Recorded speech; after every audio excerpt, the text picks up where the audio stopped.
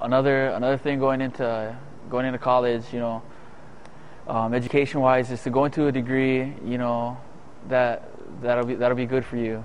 Something that you like, something that you enjoy, but also something that you can see yourself doing in the future.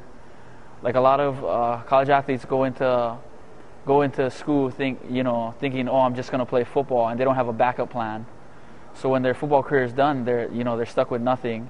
They don't have a degree, they haven't finished, or they're going into something that's pretty much they can't do anything with it.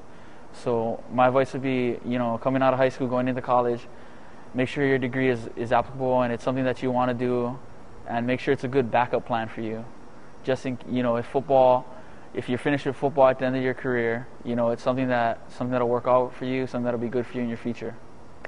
If there's one thing that I would have done differently, in high school while being recruited, was I wouldn't have gave a verbal commitment so early.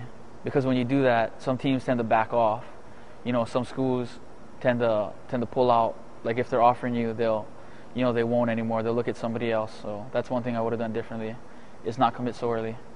Hi, my name is Joshua Rice, and I want to talk to you today about highlight videos.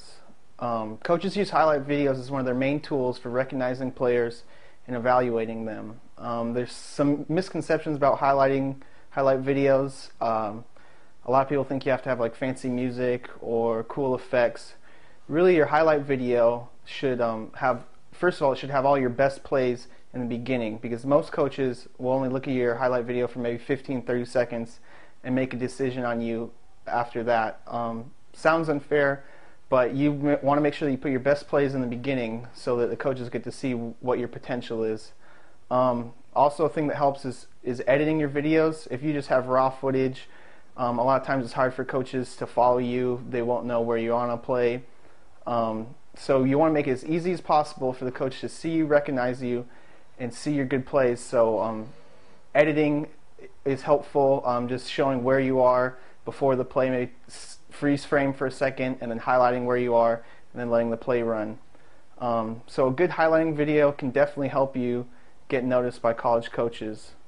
A lot of times there's a lot of players that have questions about how to do this or how can they do that, and I think that coaches,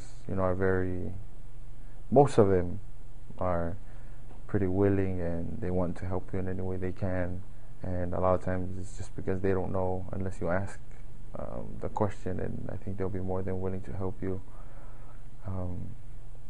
whether it's with school or with football or whatever sport, just working out, or how you can better yourself in the sport that you're playing. I guess have the courage. I know for me, growing up, even for myself, is difficult to really talk to the coaches.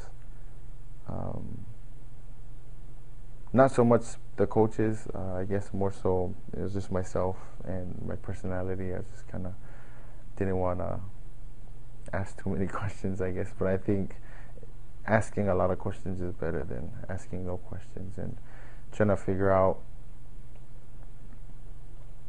everything, because it's a totally different world out there. And if you don't have other people, and not everyone has someone that's been through the experience before that can help coach them up. And so if you're one of those people, don't be afraid to ask questions, because it will really help you out. If you're ask and you shall receive. Ask and you shall receive. Exactly.